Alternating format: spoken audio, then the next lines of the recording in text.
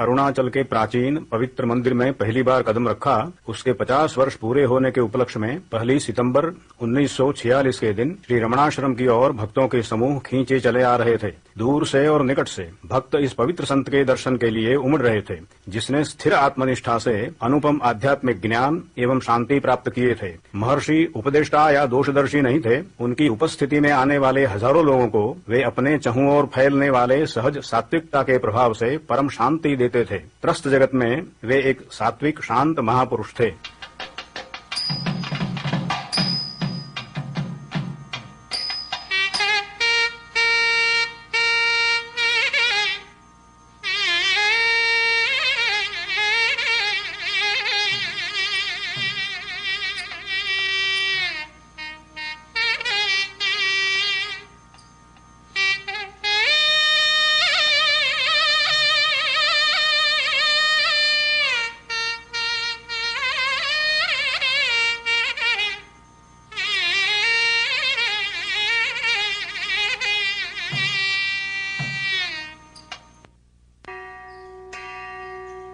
दक्षिण भारत में मदुराई से दक्षिण की ओर 30 मील की दूरी पर स्थित तिरुचुली नाम के छोटे से कस्बे में भगवान शिव का रुद्र दर्शन नाम का महोत्सव प्रतिवर्ष बड़े धार्मिक उमंग के साथ मनाया जाता है। दिसंबर 29, 1879 के दिन भक्तों ने नटराज शिव की प्रतिमा को प्रसिद्ध भूमिनाथ के मंदिर से बाहर लाकर तिरुचुली की गलियों में दर्शन यात्रा आयोजित की।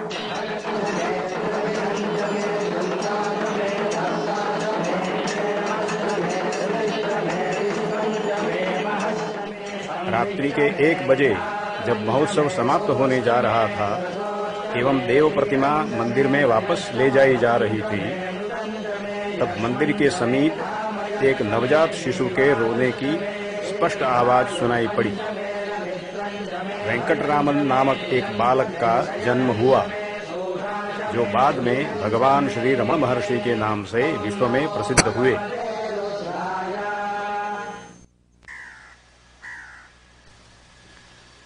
वेंकटरामन अलगम्मा और सुंदरम अय्यर की 4 संतानों में द्वितीय थे। सुंदरम अय्यर न्यायालय में एक सफल वकील थे, जिन्होंने अपने प्रयत्न से उन्नति की थी। वे उस पूरे इलाके में अपनी उदारता एवं बुद्धिमानी के लिए प्रसिद्ध थे। उनके गृह का एक भाग अतिथि एवं यात्रियों के लिए था, जिसमें समुचित साधनों की व्यवस्था थी।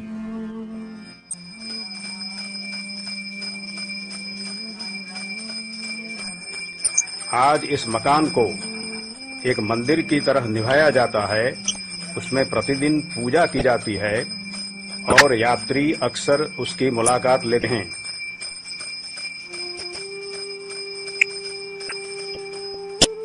सुंदरम अय्यर को चोर भी सम्मान एवं पूज्य भाव से देखते थे और रात्रि में जाती हुई उनकी बैलगाड़ी पर हमला नहीं करते थे। उनकी पत्नी अलगम्मा कड़ा परिश्रम करने वाली, दयालु और धर्म प्रेमी गृहिणी थीं। उनकी सहज आध्यात्मिकता उनके जीवन के सायंकाल में उनके पुत्र की प्रत्यक्ष निगरानी में विकसित होकर प्रसिद्ध हुई थी। बालक वेंकटरामन अपनी उम्र और दर्जे के लड़कों के साथ स्थानीय प्राथमिक शाला में पढ़े। वे कभी कभी नगर के पास बहने वाली कौंडिन्य नदी के किनारे पर खेलते थे। बाद के वर्षों में उन दिनों को याद करके उन्होंने कहा था, हम लोग कौंडिन्य नदी में स्नान करते, पात्र में पानी भर के निकट स्थित कलयार मंदिर में शिवलिंग पर अभिषेक करते और नैवेद्य अर्पण करने के बाद प्रसाद खाते। मंदिर के पास वाले गांव के लड़के वहां हम लोगों से मिलते थे। हम वहां रात होने तक साथ साथ खेलते और तब घर जाते। वेंकटरामन के बचपन के 12 वर्ष इस प्रकार सुखपूर्वक बीते।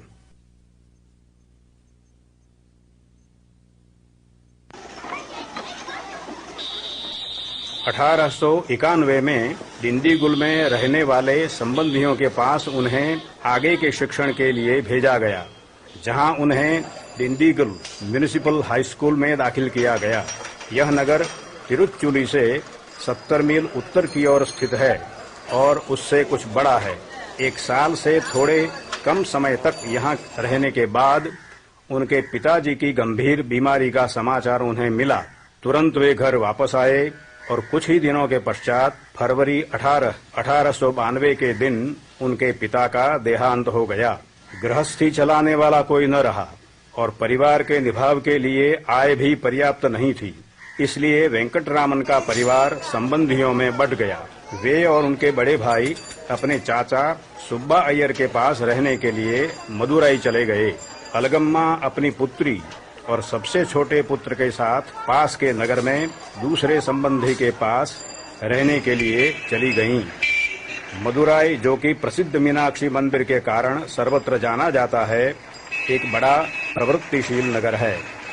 वेंकटराम पहले स्कॉट्स मिडिल स्कूल में दाखिल हुए और जब वहां से वे अमेरिकन मिशन हाई स्कूल में आगे पढ़ने के लिए गए, तब सबको मालूम हो गया कि यह लड़का कभी भी बड़ा विद्वान नहीं बनेगा, क्योंकि वे खेलकूद एवं व्यायाम की प्रवृत्ति को अधिक पसंद करते थे।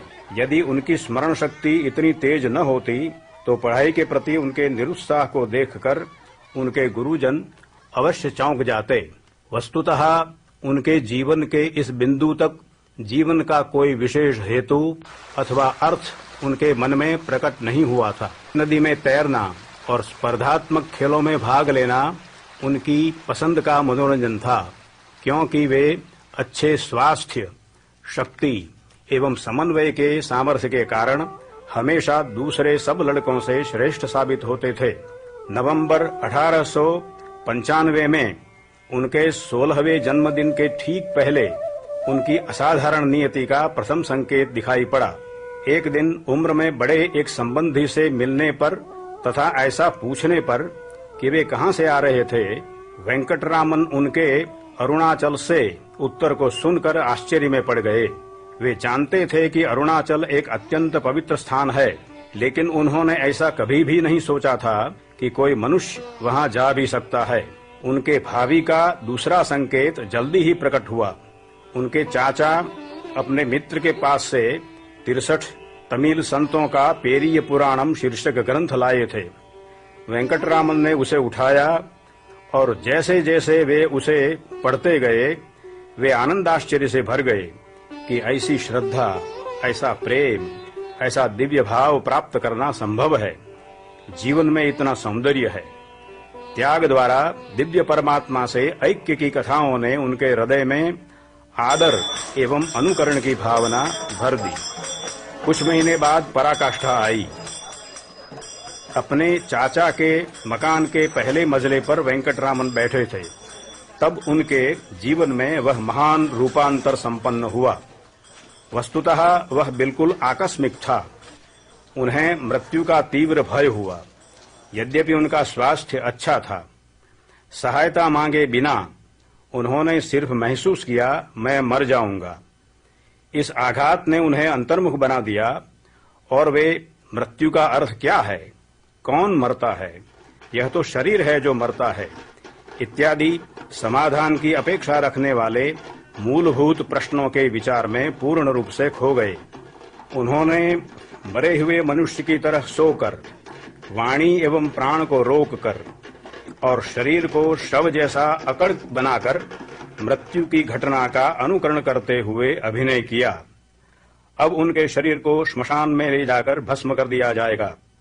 उन्होंने सोचा, मैं अब भी शरीर से भिन्न अपने व्यक्तित्व की पूरी शक्ति का और अपने भीतर मैं के स्फुरण का स्पष्ट अनुभव कर रहा हूं। इस प्रकार उन्होंने स्वानुभव से जाना कि वे शरीर से पर स्थित परम चैतन्य हैं। शरीर मरता है, परंतु चैतन्य को मृत्यु का स्पर्श नहीं होता। उन्हें ऐसा निश्चयात्मक ज्ञान दिया गया कि वे मृत्यु रहित चैतन्य अर्थात आत्मा हैं। उस क्षण से लेकर मैं अर्थात अहम विचार ने अपने जन्म स्थान पर अपना ध्यान केंद्रित किया, जो सारे अस्तित्व का आत्मा या अधिष्ठान है, और उनकी ऐसी तन्मयता अविच्छिन्न बनी रही। बात करते, पढ़ते या और कुछ भी करते समय वे हमेशा अपने भीतर उस परम आत्मा पर केंद्रित रहने लगे। अपने भीतर इस नई चेतना के स्थायी जागरण का अर्थ उनके वैयक्तिक मैं अर्थात अहंकार से पर होना एवं ईश्वर से सायुज्य है।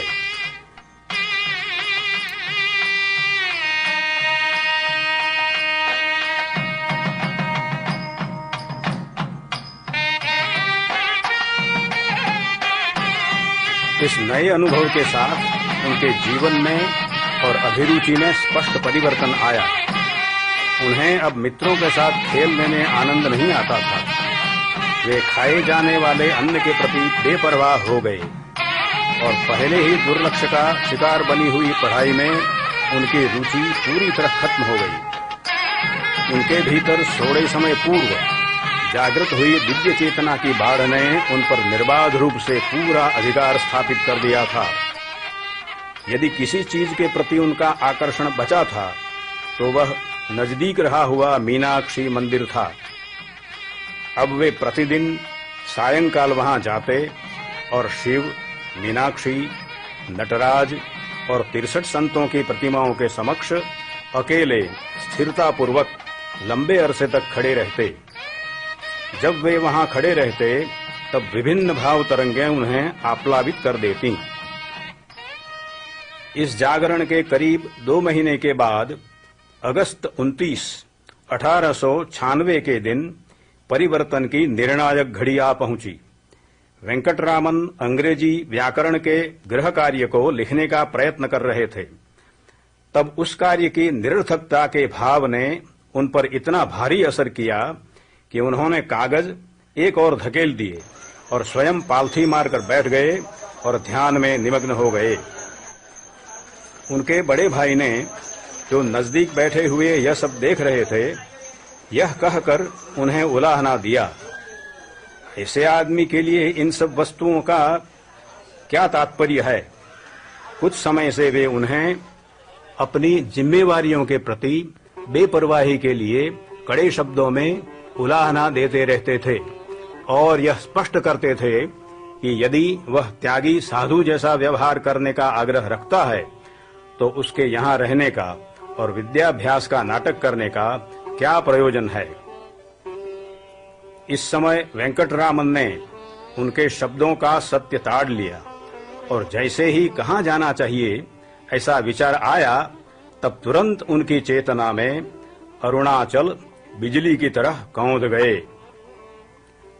थोड़ी देर बाद वे खड़े हुए और अपने भाई से कहा कि उन्हें स्कूल में विद्युत शक्ति पर विशेष वर्ग में हाजिर होना है।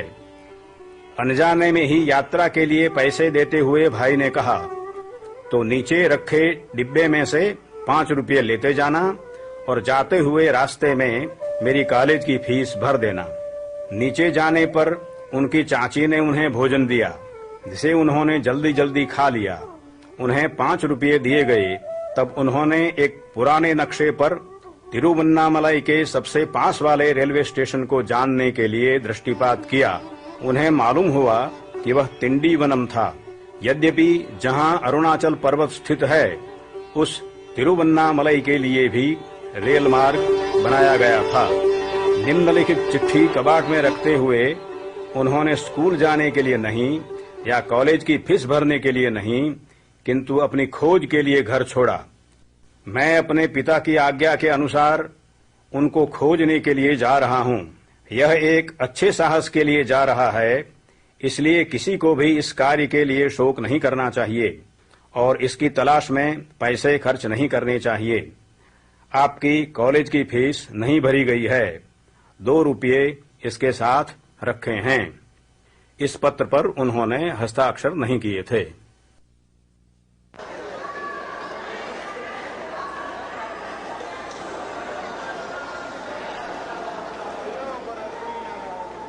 रेलवे स्टेशन पहुंचकर भाड़े के पट्ट को पढ़कर उन्होंने तुरंत ही तिंडीवनम देख लिया। यदि गौर से देखा होता तो उन्हें तिरुवन्नामलाई स्टेशन भी दिखता, लेकिन उन्हें दोपहर की गाड़ी के लिए पहले ही विलंब हुआ था। टिकट खरीदकर प्लेटफार्म पर जल्दी से आने पर उन्हें मालूम हुआ कि ट्रेन अभी स्टेशन के अंदर प्रविष्ट नहीं हुई थी। एक बार यात्रा प्रारंभ हुई तो वेंकटरामन यात्रियों के बीच में मौन होकर तथा अपने आनंद गवेषणा के आनंद में मग्न होकर बैठे। कुछ स्टेशन जाने के पश्चात एक दाढ़ी वाले मुस्लिम मौलवी ने उनसे कहा कि वे कहाँ जा रहे हैं। चर्चा के पश्चात उन्हें पता चला कि वे विल्लुपुरम जंक्शन पर ट्रेन बदलकर दूसरी तिरुवन्नामलई की ही ट्रेन में यात्रा कर सकते हैं।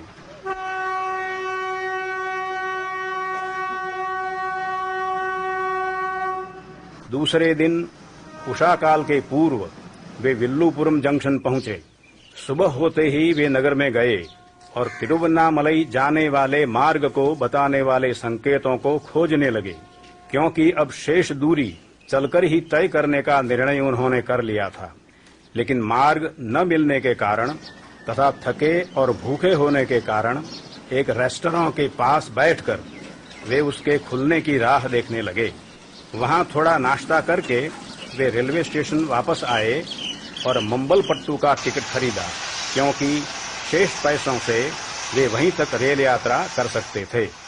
अपराह्न में वे मंबलपट्टू पहुंचे और वहां से रेलवे लाइन से ही अपने गंतव्य की ओर चल दिए। 10 मील की पैदल यात्रा उन्होंने तिरुकोयलूर तक ले आई। अब शाम हो चुकी थी और उनके सामने अरयन्नी नल्लूर का एक बड़े प्रस्तर खंड पर बांधा हुआ प्राचीन मंदिर था। यहाँ से यशस्वी संत ज्ञान संबंधर ने 1000 वर्ष पूर्व प्रथम बार पवित्र अरुणाचल की झांकी की थी।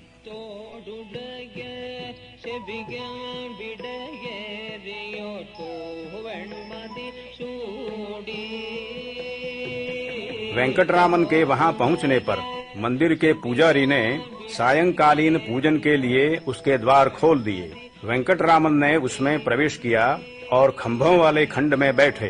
तुरंत ही उन्होंने पूरे मंदिर में व्याप्त जाज्वल्यमान प्रकाश देखा। खड़े होकर उन्होंने उसके उद्गम स्थान को ढूंढा, लेकिन जल्दी ही उन्हें मालूम हो गया कि वह तेज किसी भौतिक स्रोत से उत्पन्न नहीं हुआ था। पुनः वे बैठ गए और ध्यानमग्न हो गए और तभी जागे जब मंदिर के रसोई बनाने वाले ने उन्हें चले जाने के लिए कहा, क्योंकि मंदिर के द्वार को बंद करने का समय हो गया था। भूखे और थके वेंकटरामन ने भोजन मांगा और वहीं रहने देने के लिए विनती की।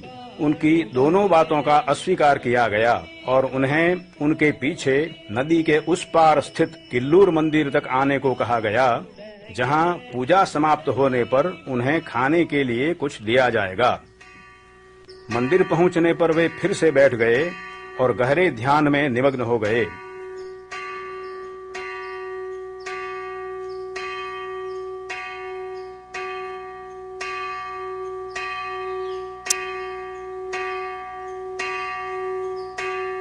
नौ बजे पूजन पूर्ण हुआ और रात्रि भोजन परोसा गया।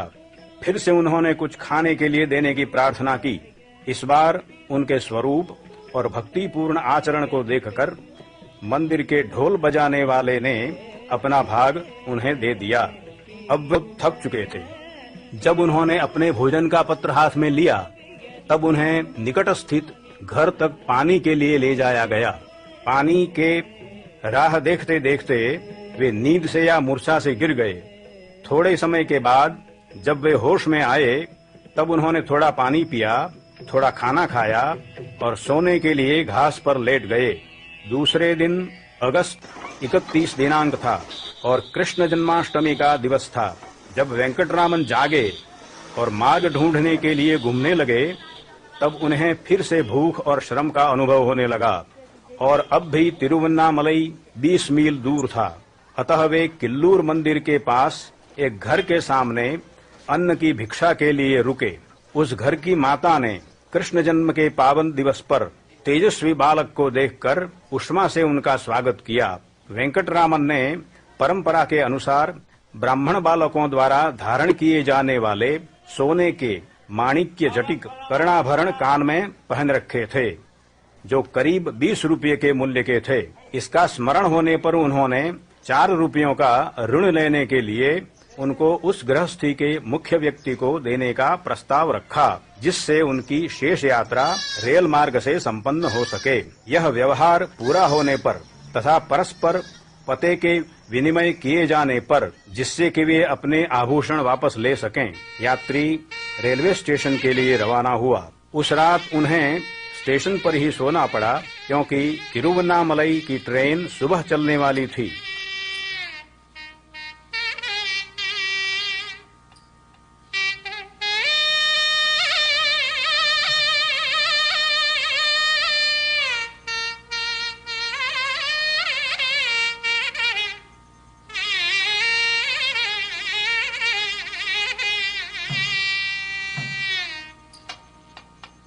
दिनांक 1 सितंबर 1896 की सुबह में घर छोड़ने के 3 दिन पश्चात आखिर वे अपने मुकाम पहुंचे।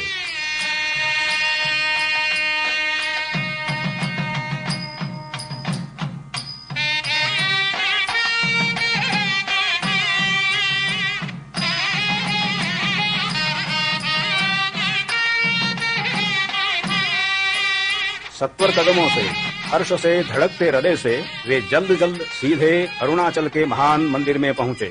मौन स्वागत का संकेत देते हुए 3 ऊंची मंदिर के बाहर की दीवारों के द्वार तथा अन्य सारे प्रवेश द्वार, भीतर के गर्भगृह का द्वार भी खुले हुए थे। अपने पिता अरुणाचल की प्रतिमा के समक्ष वे अकेले आनंदपूर्ण ऐक्य भाव में खड़े रहे। अन्वेषण पूरा हुआ, यात्रा का अंत हुआ।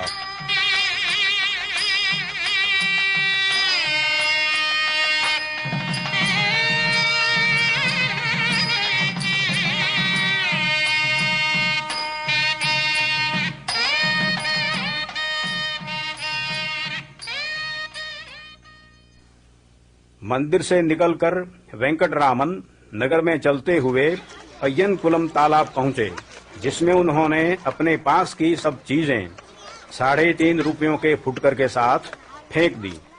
वह अंतिम समय था जब उन्होंने पैसों को स्पर्श किया था।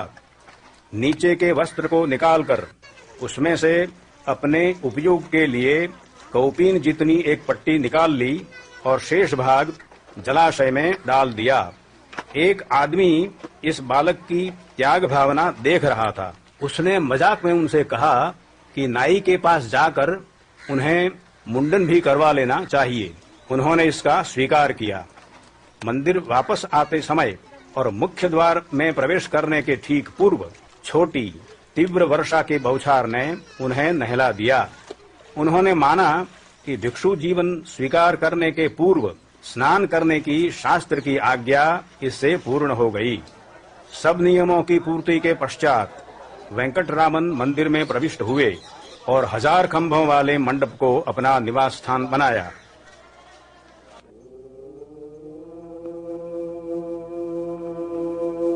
अपने आप को सत्ता के आनंद में पूर्णतया निमग्न करके उन्होंने अहंकार का त्याग कर दिया। दिन प्रतिदिन, दिन और रात वे निश्चल होकर बैठे रहते।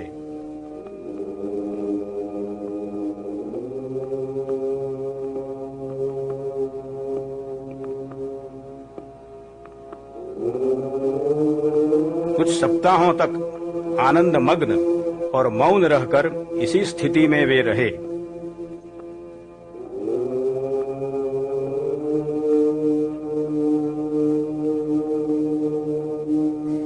शेषाद्री स्वामी नामक संत कुछ साल पहले तिरुवन्नामलई आए थे।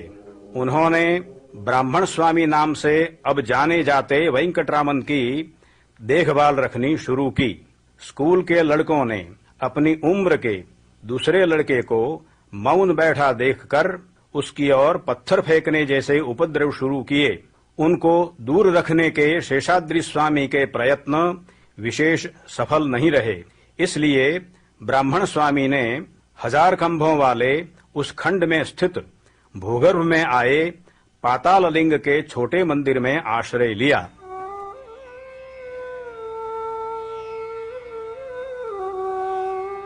उन दिनों यह भूगर्भ स्थित खंड उपेक्षित था और शायद ही कोई मनुष्य वहां जाता। उसके अंधेरे भीगे वातावरण में चींटियां, कीड़े, मच्छर जैसे जंतु निर्बाध पनप रहे थे। उन्होंने इधर कोने में बैठे वेंकटरामन के शरीर को अपना शिकार बनाया। उनकी झांगों में घाव हो गए और उनमें से खून एवं मवाद बहने लगा।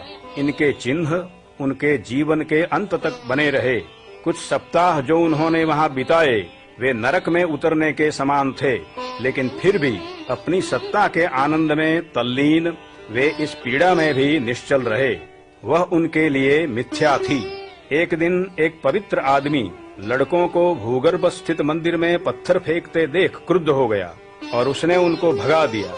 भूगर्भ में उतरकर अपनी चारों ओर की स्थिति से अनजान एवं असुरक्षित बालक को देखकर वह त्रस्त हो गया।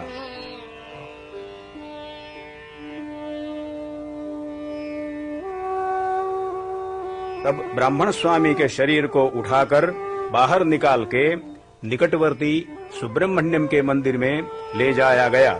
एक मौनी स्वामी उनकी देखभाल करने लगे। कई बार पोषण उनके मुख में डाला जाता, क्योंकि वे उसके दिए जाने पर भी उस ओर ध्यान नहीं देते थे। कुछ सप्ताहों तक तो उन्हें कौपीन पहनने का ख्याल भी नहीं रहा था। कुछ सप्ताहों के पश्चात वे मंदिर के उद्यान में चले गए।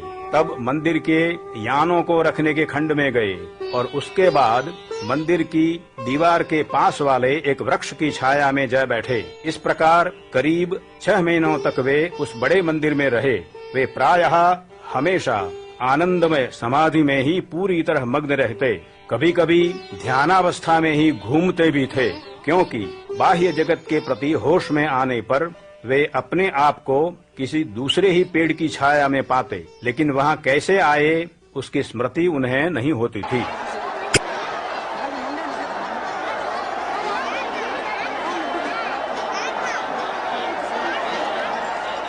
प्रतिवर्ष नवंबर दिसंबर में मनाए जाने वाले कार्तिकेयी महोत्सव में हजारों यात्रियों को अरुणाचल आकृष्ट करता है। इन यात्रियों का ध्यान ब्राह्मण स्वामी के प्रति आकृष्ट होने लगा और भक्ति प्रकट होने लगी, क्योंकि वे उनमें त्याग एवं ईश्वर सायुज्य की पराकाष्ठा देखते थे। ब्राह्मण स्वामी की सेवा में रहने वाले एक साधु ने इन पर्यटकों को उनसे दूर रखने का प्रयत्न किया, लेकिन उसे पूरी सफलता नहीं मिली।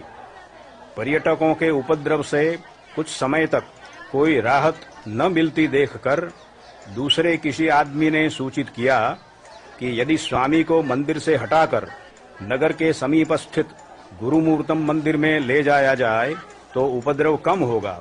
ब्राह्मण स्वामी ने संकेत से सम्मति प्रकट की।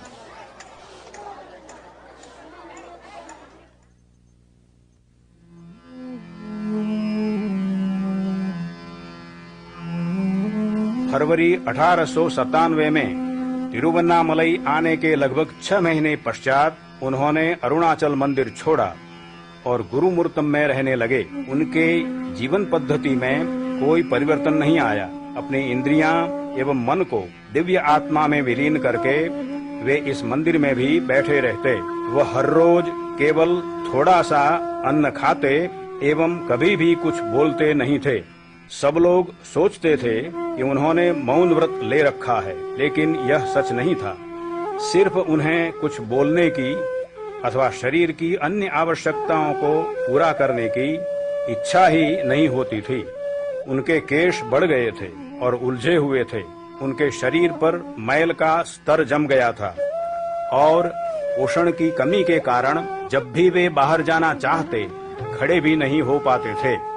यहाँ इस युवा संत के साथ पलनी स्वामी नाम के एक सन्निष्ठ भक्त जुड़ गए। उन्होंने अपना सारा शेष जीवन उनकी सेवा में लगा दिया और 21 साल तक उनकी सेवक बने रहे।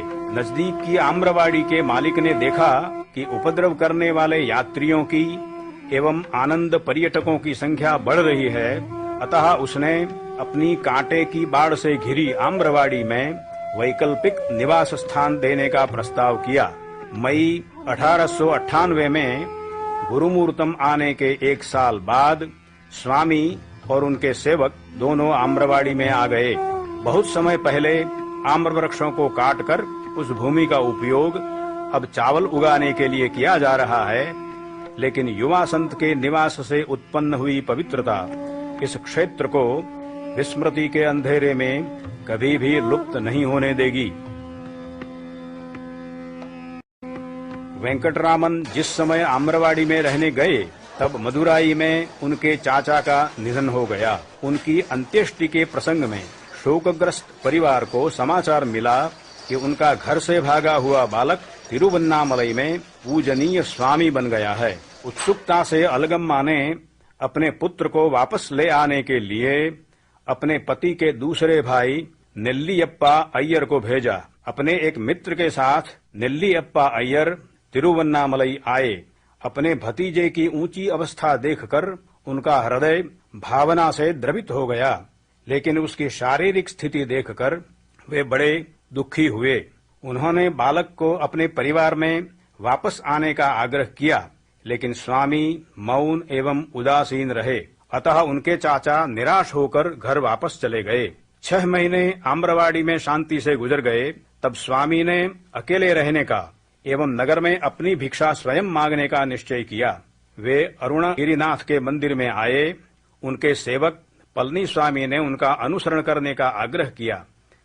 1 महीना यहाँ और दूसरा महीना अरुणाचल मंदिर में रहने के पश्चात वे अरुणाचल पर्वत की पूर्वी ढलान पर स्थित पवड़कुंडू नामक टीले पर चढ़ गए।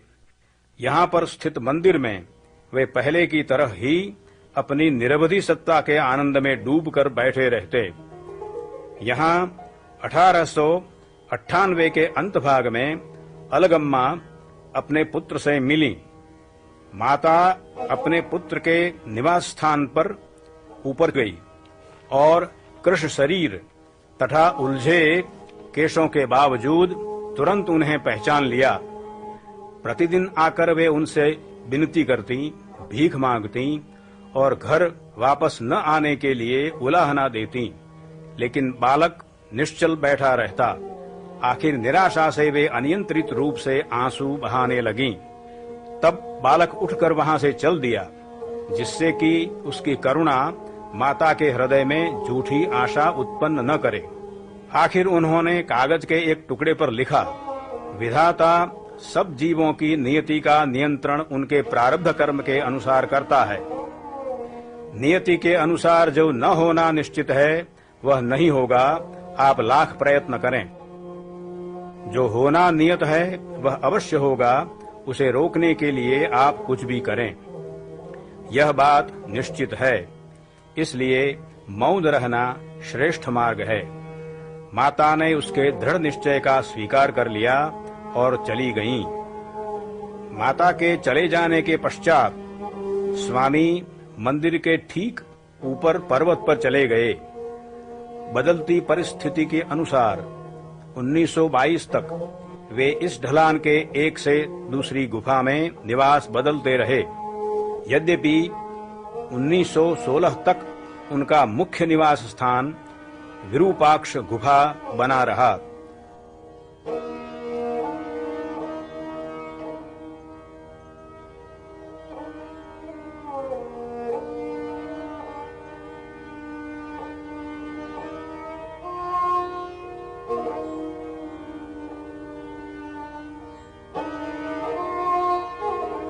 तेरहवीं शताब्दी के संत विरूपाक्ष के अवशेष इस गुफा में गाड़े गए हैं। इसके पास से एक झरना बहता है।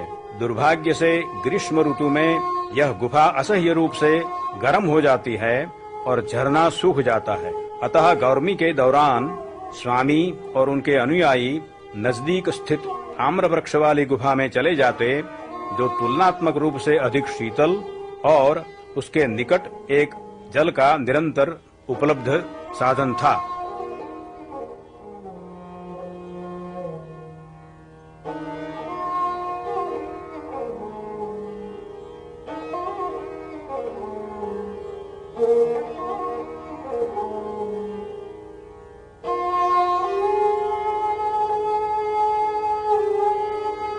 में पर्वत पर आने के तुरंत बाद युवा स्वामी का प्रथम पूरा फोटोग्राफ लिया गया था। एक बालक की तरह निर्दोष दिखने वाले सुंदर युवा पुरुष को हम देखते हैं, जो एक सिद्ध पुरुष जैसी शक्ति और गहनता का वातावरण फैलाता है।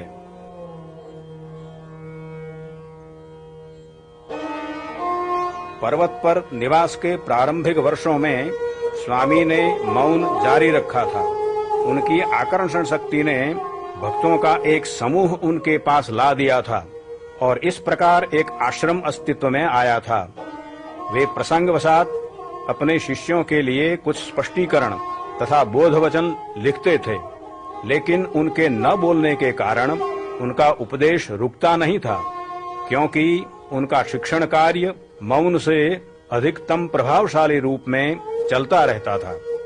उनके पास बैठने मात्र से चंचल व्यग्र मन शांत हो जाता था और दीर्घ काल से प्रत्याशित आध्यात्मिक अनुभव अपने आप होने लगते थे। यह पारदर्शी एवं रूपांतर करने वाला मौन युवा ऋषि का प्रमुख लक्षण बन गया था। प्रथम पाश्चात्य मुलाकाती F.H. हम्फ्री एक अंग्रेज पुलिस अफसर थे। उन्होंने इस प्रभाव का वर्णन किया था। गुफा पहुंचने पर हम सब उनके सामने उनके चरणों के पास बैठ गए। कोई कुछ बोला नहीं। इस तरह हम लंबे समय तक बैठे रहे और मैंने अपने आप से ऊपर उठने का अनुभव किया। आधे घंटे तक मैं महर्षि की आंखों में देखता रहा। उन आंखों में गहरे ध्यान के भाव में कोई परिवर्तन नहीं हुआ। मैं केवल इतना अनुभव कर सका कि उनका शरीर वह पुरुष नहीं था, वह ईश्वर का साधन था, केवल निश्चल बैठा हुआ शव जिसमें से ईश्वर अत्यंत तीव्रता से प्रकाशित हो रहा था। मेरे अपने भाव अवर्णनीय थे। 1902 में शिव प्रकाशम पिल्लई सरकारी काम के संबंध में तिरुवन्नामलई आए। युवा संत के बारे में सुनकर तुरंत वे उनसे मिलने पर्वत पर गए और प्रथम मुलाकात में ही हृदय खो बैठे। उन्होंने 14 प्रश्न पूछे और चूंकि स्वामी अब भी मौन ही रहते थे, प्रश्नोत्तर लिखित रूप में ही हुए, जिन्हें बाद में विस्तृत रूप देकर व्यवस्थित लेख के रूप में मैं कौन हूं शीर्षक पुस्तिका के रूप में प्रकट किया गया। इस छोटी सी पुस्तिका में उनके प्रारंभिक उपदेश संग्रहित हैं और तब से लेकर उनके सब उपदेशों का सार मानी जाती है। स्वामी के प्रारंभिक भक्तों में अत्यंत विलक्षण प्रतिभा संपन्न भक्त एवं त्यागी तपस्वी गणपति नाम के प्रसिद्ध कवि थे। वे अत्यंत सन्निष्ठ मनुष्य, उनकी उपस्थिति ही आदर और पूज्य भाव प्रेरित करती थी। 1903 में 25 वर्ष की युवा वय में तिरुवन्नामलाई को तप के लिए उपयुक्त स्थान मानकर वे यहाँ आ गए थे। 1907 में उन्होंने बड़े बड़े संदेह को अपने मन में देखा और एक दिन अपराह्न की गर्मी में मन में बड़े उद्वेग के साथ वे पर्वत पर स्वामी के पास गए, उनके चरणों में गिरकर शरणागत हुए और भाव गदगद वाणी से कहा, जो कुछ पढ़ने योग्य था वह सब मैंने पढ़ लिया है। वेदांत शास्त्र को पूरी तरह जानता हूँ और हृदय संतुष्ट हो तब तक जप किया है। फिर भी आज तक मैं नहीं समझ सका हूँ कि तप क्या है, इसलिए मैं आपके चरणों की शरण में आया हूँ। तप के सच्चे स्वरूप को स्पष्ट रूप से समझाने की प्रार्थना करता हूँ। स्वामी ने 15 मिनटों तक अपनी स्थिर दृष्टि से मौन रहकर उन्हें देखा। स्वामी 15 मिनट तक मौन रहकर स्थिर दृष्टि से उनकी ओर देखते रहे। तब कहा, यदि मनुष्य मैं का भाव कहाँ से उत्पन्न होता है यह देखे तो चित्त उसमें लीन हो जाता है, वह तप है। जब मंत्र जप किया जाता है तब यदि मनुष्य मंत्र की ध्वनि जहाँ से प्रकट होती है उसे देखे तो चित्त उसमें विलीन हो जाता है, वह तप है। स्वामी में से प्रवाहित होने वाली मन को अनायास अभिभूत शांत कर देने वाली अनुग्रह शक्ति ने एवं इस उपदेश ने मुनि के हृदय में अवर्णनीय आनंद भर दिया। उन्होंने स्वामी के अलौकिक महात्म्य के विषय में संस्कृत श्लोक रचना प्रारंभ की और सबके प्रति यह उद्घोषित किया कि अब से लेकर स्वामी को भगवान श्री रमण महर्षि के नाम से संबोधित किया जाएगा। तब से लेकर के रमण नाम का प्रयोग प्रचलित हो गया और महर्षि की उपाधि भी प्रचलित हो गई, जिसका अर्थ महान ऋषि होता है। लेकिन गुणवाचक विशेषण भगवान भक्तों में धीरे धीरे प्रचलित हुआ, जिसका अर्थ देव होता है।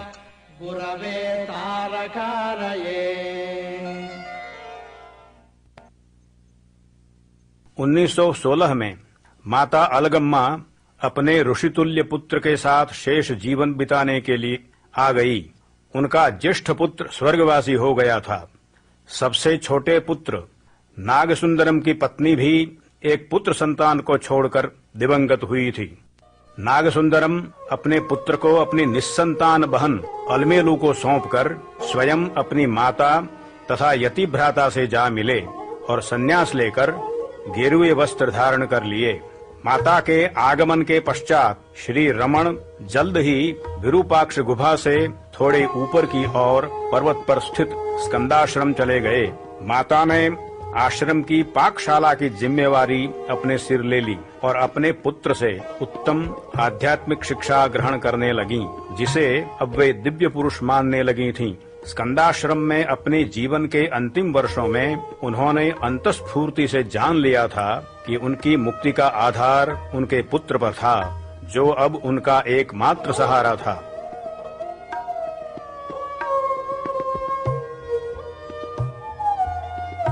इस डर से कि कहीं पुत्र से दूर होकर मर न जाएं, एक दिन के लिए भी वे उनका संग छोड़ती नहीं थी।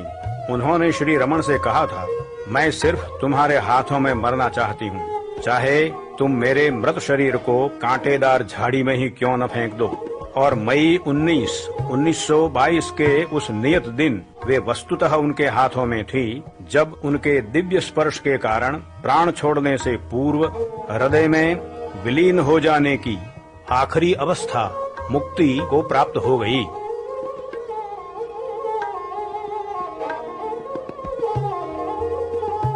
श्री कुंजू स्वामी, जो स्कंदाश्रम में माता की अंतिम क्षणों के साक्षी थे, उस दृश्य का वर्णन करते हैं। उस अंतिम दिन शाम को 5 बजे से पता चल गया था कि वह माता जी का आखिरी दिन है। भगवान ने उनके पास बैठकर अपना एक हाथ उनके हृदय पर एवं दूसरा उनके मस्तक पर रखा। भगवान सबको जाकर भोजन करने की सलाह दे रहे थे, क्योंकि यदि माता जी का देहांत हो गया तो कुछ परंपरा को दृढ़ता से पकड़े रहने वाले लोग जिस घर में मृत्यु हुई हो उसमें भोजन करना अशौच के कारण निषिद्ध मानते थे। हम में से कुछ धर्मचुस्त लोग चले गए और भोजन कर लिया, लेकिन अन्य जो कुछ विशेष रूप से भगवान के प्रति अधिक निकट थे, उन्होंने उनको छोड़कर भोजन करना पसंद नहीं किया। भगवान माता जी के पास उन पर अपने हाथ रखकर बैठे रहे। माता जी के चेहरे पर आनंद एवं विषाद के भाव प्रकट होकर आते जाते रहे। भगवान उस पर टिप्पणी करते थे, क्या माता जी इस लोक में हैं? नहीं, वे विभिन्न लोकों में अनेक जन्मों का एवं उनसे उत्पन्न होने वाले सुख दुखों का अनुभव कर रही हैं। जब उनका मरण निकट लगा, तब गणपति मुनि, टीके सुंदरेश अय्यर और अन्य विद्वानों ने वेद पाठ शुरू किया। दूसरी ओर शरणागति रामस्वामी और एक पंजाबी सज्जन ने राम नाम जप प्रारंभ किया। किसी प्रकार के पूर्व विचार के बिना हम सबने अक्षर मनमाला का गाना शुरू किया। इस प्रकार उच्च स्वर से होते हुए वेद पाठ एवं स्तुति गान के बीच माता जी ने देह छोड़ दिया। फिर भी भगवान ने उनके हृदय और मस्तक पर हाथ रखना जारी रखा। हमें आश्चर्य हुआ कि वे अब भी क्यों इस प्रकार बैठे हैं। तब उन्होंने समझाया, जब पलनी स्वामी अंतिम सांस ले रहे थे, मैंने ऐसा ही प्रयोग किया था। मैंने सोचा कि जीव का हृदय में विलय हो गया है और हाथ हटा लिए। तब उन्होंने आंखें खोली और जीवन शक्ति वहां से निकल गई। इस कारण इस समय आश्वस्त होने के लिए मैं आवश्यकता से अधिक समय हाथ रख रहा हूं। मैंने भगवान से इस महत्वपूर्ण रहस्य को उस दिन जाना। तब वे खड़े हुए और हम सब ने भोजन किया। भोजन के पश्चात फिर से हम सब किसी प्रकार के अशौच की आशंका के बिना शरीर के पास इकट्ठे हुए। गणपति मुनि ने रमण गीता में स्त्री के आत्म साक्षात्कार की संभावना के विषय में प्रश्न पूछा था। भगवान ने कहा था कि साक्षात्कार की अवस्था का स्थूल शरीर के आकार के साथ कोई संबंध नहीं है। इससे हमें संतोष था कि माताजी ने मुक्ति प्राप्त कर ली है और इस श्रद्धा से हम सब प्रसन्न हुए। हम सब अधिक सुखी इस कारण से थे कि माताजी का मुख और शरीर ओजस्विता और प्रकाश से दीप्त था।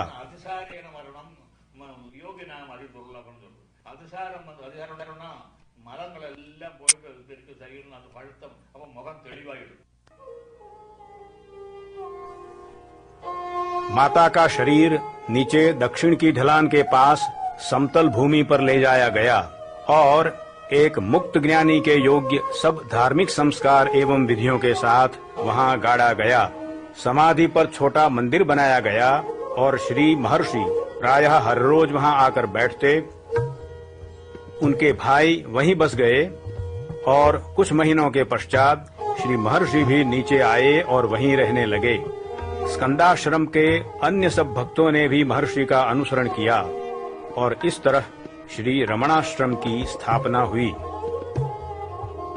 शुरू में वहां माताजी की समाधि पर सिर्फ एक घास की छप्पर वाली कुटिया बनाई गई, लेकिन जैसे जैसे भक्त वहां आने लगे उनके निवास के लिए आवास खंड बांधे गए। एक 40 बाय 15 फीट का खंड श्री महर्षि के रहने के लिए बनाया गया और यद्यपि वे हर तरह की सादगी पसंद करते थे तो भी एक कोच उनके बैठने के लिए आग्रह पूर्वक रखा गया। यह खंड 24 घंटों के अधिकांश समय के लिए उनका घर बन गया।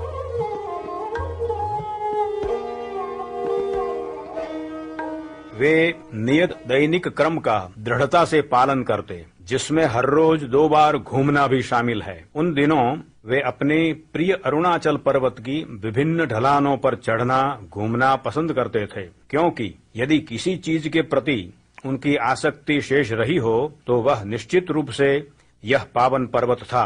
वे उससे प्रेम करते और कहते कि यह पर्वत स्वयं ईश्वर है, आध्यात्मिक हृदय एवं पृथ्वी का केंद्र है। एक बार उन्होंने कहा था कि इस पर्वत का एक भी स्थान ऐसा नहीं है जिस पर उन्होंने पैर न रखे हों। भक्तों को भी वे इस पर्वत की 8 मील की परिक्रमा करने के लिए प्रोत्साहित करते थे, क्योंकि प्राचीन समय से इसकी प्रदक्षिणा करना एक बड़ी शक्तिशाली आध्यात्मिक साधना मानी जाती है। साधारणतया श्री महर्षि अपने चारों ओर होने वाली घटनाओं के प्रति उदासीन साक्षी भाव रखते थे, फिर भी कहाँ क्या हो रहा है उसे वे हमेशा ठीक ठीक जानते थे और कुछ बातों में विशेष आग्रही थे। उनका सबसे पहला आग्रह यह था कि सब भक्तों एवं मुलाकातियों को हर समय बेरोक टोक उनसे मिलने दिया जाए। अपने निर्वाण के दिन भी जब उनमें सिर उठाने की भी शक्ति नहीं थी, उन्होंने आग्रह पूर्वक कहा था कि भक्तों को उनसे मिलने से न रोका जाए। वे इस बात का बहुत आग्रह रखते थे कि मुलाकातियों को उनके आने के बाद तुरंत भोजन दिया जाए और भोजन ठीक पकाया हुआ होना चाहिए और पोषक होना चाहिए। कई सालों तक उन्होंने स्वयं भोजन बनाने तथा उस पर निगरानी रखने का कार्य किया था। श्री महर्षि का अत्यंत दृढ़ आग्रह था कि भोजन एवं अन्य सुविधाओं के विषय में उनके प्रति किसी भी प्रकार का पक्षपात न किया जाए। यदि कोई भोजन सामग्री या औषध सिर्फ उनको दिया जाता तो वे कहते, यदि यह मेरे लिए अच्छा है तो अवश्य सबके लिए अच्छा होना चाहिए। किसी वस्तु को स्वयं स्वीकार करने के पूर्व सभी उपस्थित भक्तों में उसे समान रूप से बांटते हुए देखे जाते थे, जिसे अपने योग्य स्थान में वे स्वयं डाल देते थे। जो भी काम वे करते पूरी एकाग्रता से करते एवं दूसरा कोई करे उससे अधिक त्वरा से और पूर्णता से करते। उनके प्रति दिया गया ध्यान उनको प्रभावित न करता और वे किसी से किसी चीज की अपेक्षा नहीं रखते थे। वे परम आत्मा की विशुद्ध पूर्णता से सदा पूरी तरह संतुष्ट थे। मानवीय गुणों की दृष्टि से उनका व्यक्तित्व एवं चरित्र पूर्णता की मर्यादा दिखाने वाला था, लेकिन उनका सबसे अधिक महत्वपूर्ण लक्षण मानवीय नहीं बल्कि दैवी था। उनकी उपस्थिति का यह दैवी एवं क्षण भर में रूपांतर सिद्ध करने वाला गुण विश्व के कोने कोने से हजारों लोगों को अपनी ओर आकृष्ट करता था। केवल उनकी सन्निधि और मौन की शक्ति कई हृदयों की गहरी पीड़ा को शांत कर देते थे तथा परिपक्व जीवों को आध्यात्मिक सिद्धि आत्म He participated and supervised meal preparations for many years. The Maharshi was adamant that no preferences should be given to him in way of food or conveniences. If it is good for me, it must be good for all, he would say when some special food preparation or medicine was offered him. He would then make the attendants distribute the item to everyone present before he would take it himself.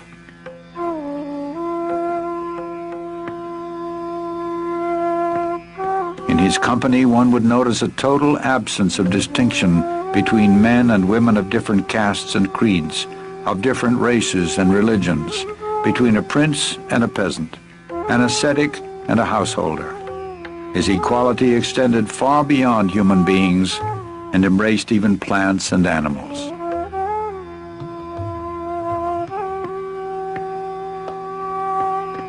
His love for and affinity with animals can be compared only to that wonderful child of Christ, St. Francis of Assisi.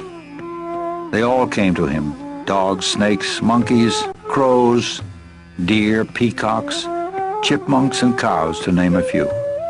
Their silent language was known to him, and when he spoke, they understood and obeyed.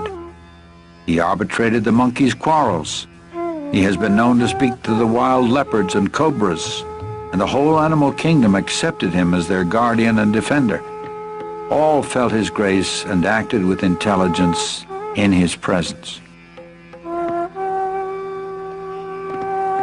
He considered every living creature as equal, and those who came to him deserved an equal share to the land and resources of Ramanashramam. He often mentioned that this was their territory all along, and we humans have just come and occupied it. If they could speak, they would claim their rights as well. Besides this, he maintained that every creature, from man down to the smallest insect, was an equal manifestation of the Supreme Self, the imperishable One. And even an animal can progress spiritually and on rare occasions attain liberation. This was demonstrated in the life of the cow Lakshmi. For over 20 years she lived in the ashram and exhibited a rare devotion to Bhagavan and intelligence in all matters. Bhagavan fully reciprocated her gentle devotion, and on her last day, when her end was near, he went to her. "Amma, Mother," he said, "you want me to be near you?" He sat down beside her and took her head in his lap. He gazed into her eyes and put his hand on her head and also over her heart. Holding his cheek against hers, he caressed her. Satisfied that her heart was pure and centered on God, he left her. Shortly after, she left her body quite peacefully. She was buried with full ceremony, and a stone bearing her likeness was erected over her grave. An epitaph written by Bhagavan was engraved thereon, stating that, in fact, she attained final liberation on that day.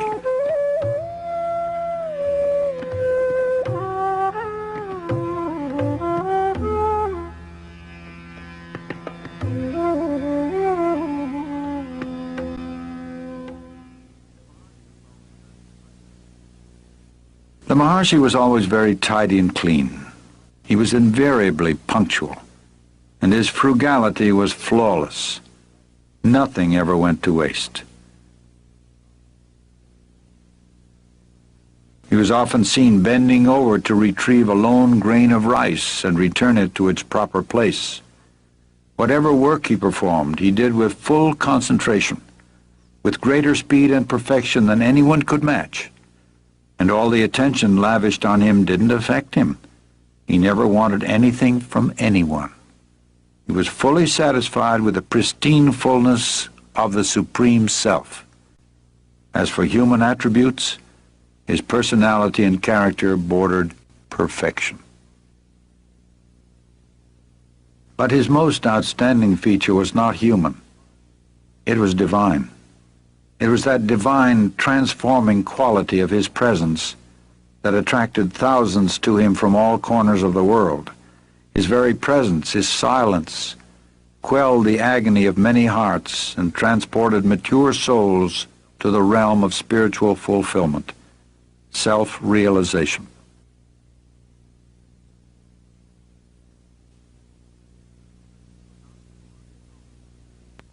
Let us listen to a not so uncommon experience of one such seeker, Ramani Amal. Bhagwan's look was real magic. You could not do anything, but just looking into his eyes transformed you into samadhi. Everyone in the hall used to feel Bhagwan was looking at them alone. This is the true experience of each one of us. In his inimitable way, he was giving the glance of grace to each and everyone seated in the hall. Bhagwan's look used to take us deep into samadhi. Just by looking into his eyes, you came to know what meditation is. This is the common experience of all devotees. You ask anyone, and you will get the same reply. Once he gave me such a look, and for a very long time I was absorbed in samadhi. Bhagwan was reading the newspaper, letters were being brought in, normal activity was going on, but I was oblivious of the happenings outside of me. In fact, I was unaware of my body.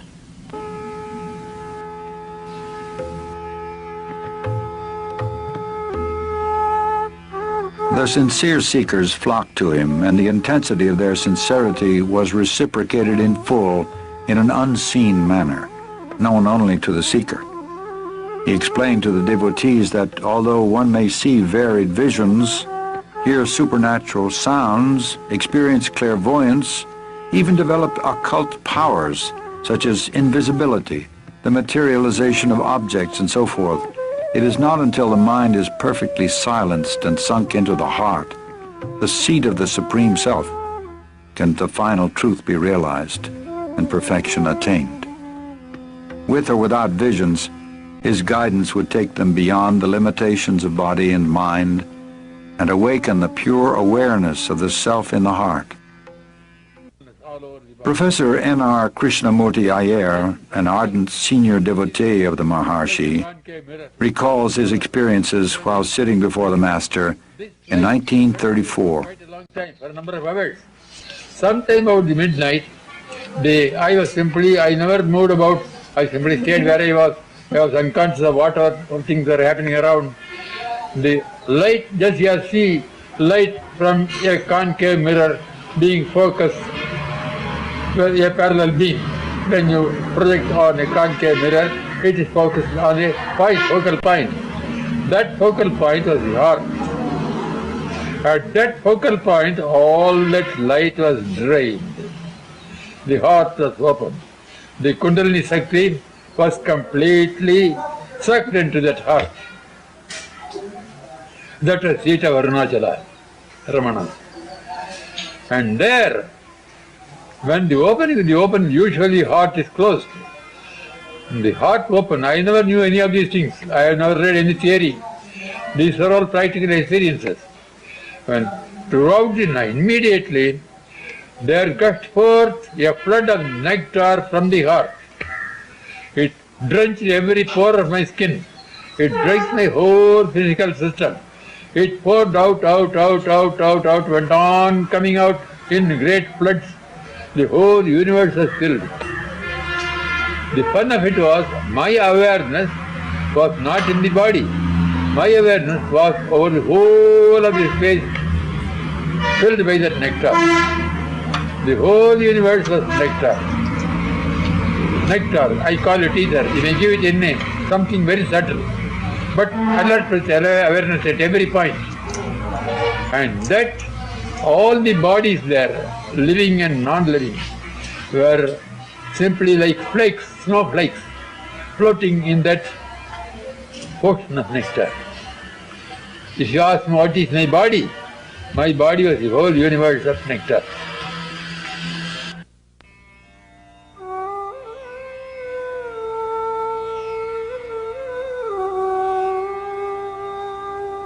By his look and the power of his presence, he effected subsidence of the mind and the experience of the one perfect reality. He often said that the true teaching was in silence, but this does not mean verbal expositions also were not given. And although he authorized many different methods of spiritual practice, he, however, laid the greatest emphasis on the path of self-inquiry. The first and foremost of all thoughts that arise in the mind is the primal I thought. It is only after the rise or origin of the I thought that innumerable other thoughts arise. Search by means of a deeply introverted mind wherefrom this I arises. If we go inward questing for the source of the I topples down, and immediately another entity will reveal itself proclaiming I. Even though it also emerges saying I, it does not connote the ego, but the one perfect existence. People of all religions came to him, and he never advised any of them to change their faith or abandon their creeds. He answered all their questions patiently, but in the end brought them round to the self. Know who you are, then all else will be known, he would say. To a question put to him about happiness, he replied, happiness is your real nature. You identify yourself with the body and mind, feel its limitations, and suffer. Realize your true self in order to open the store of unalloyed happiness. That true self is the reality, the supreme truth, which is the self of all the world you now see, the self of all the selves, the one real, the supreme, the eternal self, as distinct from the ego or the bodily idea for the self.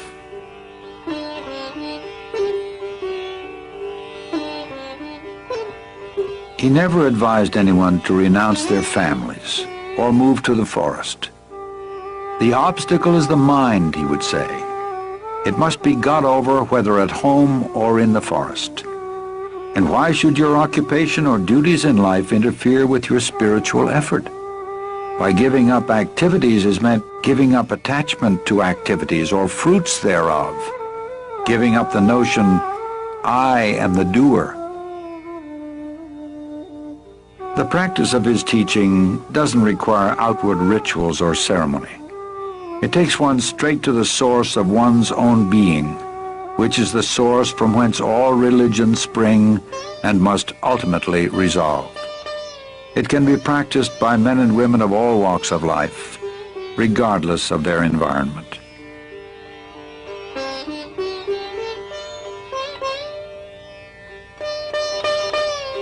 The Maharshi lived what he taught. In fact, his life was the most perfect demonstration of the supreme state of self-realization. And although he was fixed in the permanent state of pure awareness, his body was subject to the laws of nature. In time, it became afflicted with rheumatism and weakened with age. Early in 1949, a small nodule appeared below the elbow of his left arm. It was surgically removed. It later reappeared and was diagnosed as a malignant tumor, which inch by inch ate up the flesh of his left arm, poisoned his blood, and finally rang down the curtain on a life of immaculate purity and grace. Throughout his final year, there appeared to be terrible suffering, but the Maharshi never complained. He seemed to be indifferent alike to the existence or non-existence of the body, being almost unaware of it. Devotees, seeing his gradual weakening and ominous symptoms, expressed their agony at his impending departure. He simply told them that they attached too much importance to the body, indicating that his influence was not limited to the diseased body they saw before him. When on April 13, 1950, a physician brought him some special medicine, he refused it, saying, "It is not necessary. Everything will come right within 2 days."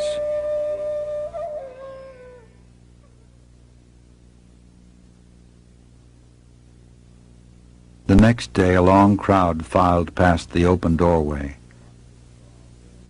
The disease-racked body they saw there was shrunken, the ribs protruding, the skin blackened. It was a pitiable vestige of pain.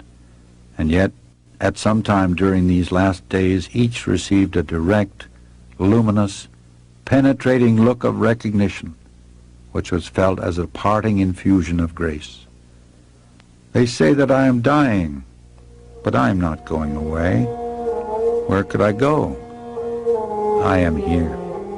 He repeated this several times, implying clearly that the end of his body would not interrupt the grace and guidance. And that evening, moments before the end came, unexpectedly, a group of devotees sitting outside the hall began singing Arunachala Shiva. On hearing it, Sri Bhagavan's eyes opened and shone. He gave a brief smile of indescribable tenderness. From the outer edges of his eyes, tears of bliss rolled down. One more deep breath, and no more. There was no struggle, no spasm, no other sign of death, only that the next breath did not come.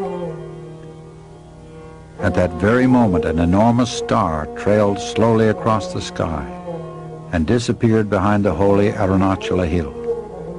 Many saw it, even as far away as Madras, and felt what it portended. It was exactly 8:47 p.m., April 14, 1950. Next day, a pit was dug and the body interred with divine honors. The crowd, packed tight, looked on in silent grief. A lingam of polished black stone, the symbol of Shiva, was consecrated over his tomb. Crowd dispersed.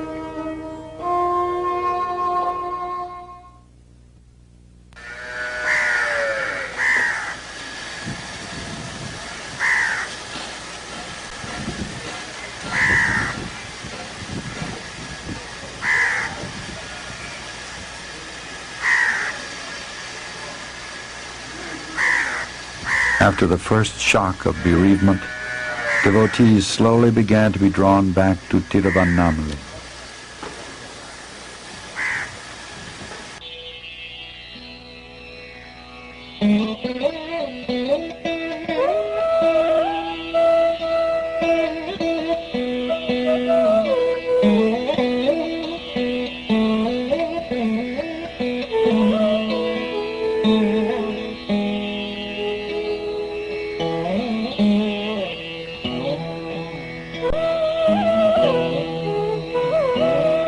They say that I am dying, but I am not going away. Where could I go? I am here. They quickly discovered how true this was. More than ever, he has become the inner guru, guiding seekers more actively, more directly.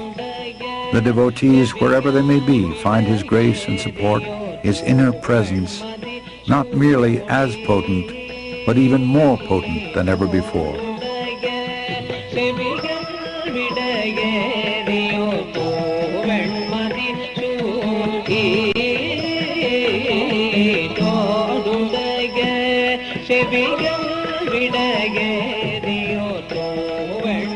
And since the disappearance of his bodily form, his name and fame have been growing day by day.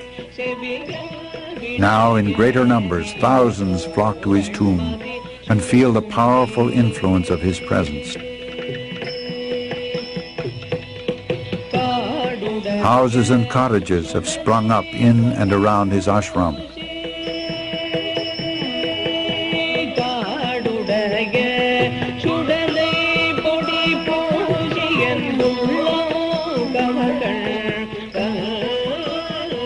The temple built over the mother's remains has become surcharged with a palpable spiritual force. The routine adhered to while the Maharshi tenanted his body continues today, unchanged. Only the ashram's size and scope has broadened to meet the ever-increasing demand from sincere seekers the world over. He lived his life, emanated his power, enunciated his teachings only to demonstrate to mankind that life has a meaning and purpose, that there is an indestructible reality, an incomparable beauty, a life of perfect peace and bliss within the hearts of all beings. He is the embodiment of that.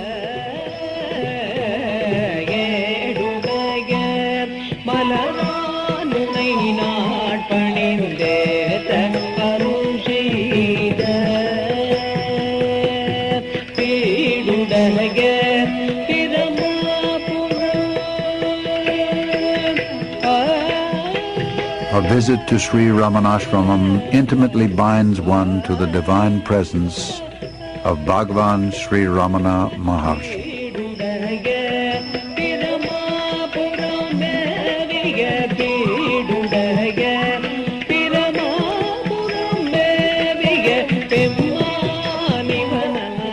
That presence is in fact all-pervasive.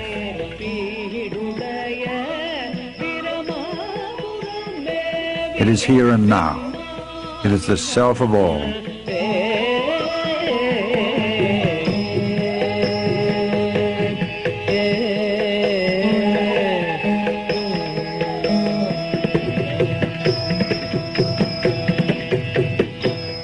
Happiness is your real nature.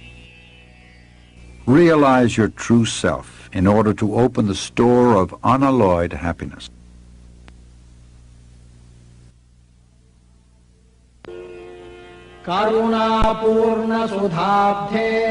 Ocean of nectar full of grace, engulfing the universe in thy splendor.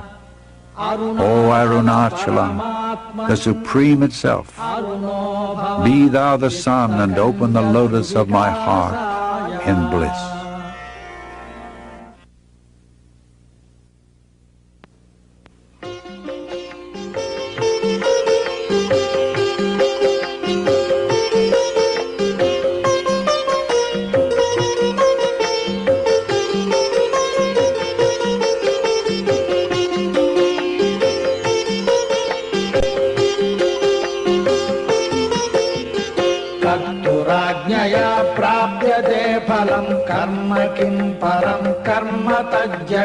कृतिमहोदधौ पतनकारणं फलमशाश्वतं गतिनिरोधकम् ईश्वरार्पितं नेच्छया कृतं चित्तशोधकं मुक्तिसाधकं कायवाङ्मनः कार्यमुत्तमं पूजनं जपश्चिन्तनं क्रमात्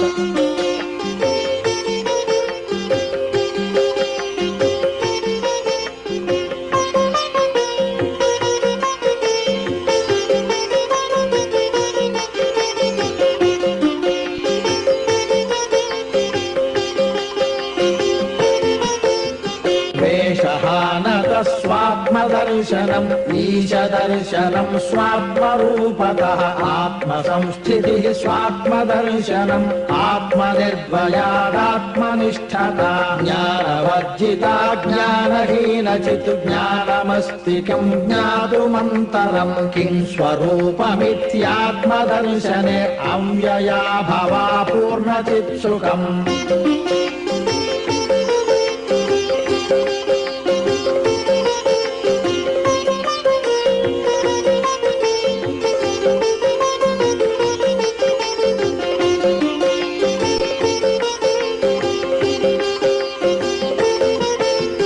बन्धमुक्त्यतीतं परं सुखं विन्दतीह जीवस्तु दैविकः अहमपेतकं निजविभानकं महदिदं तपोरमणवागियम्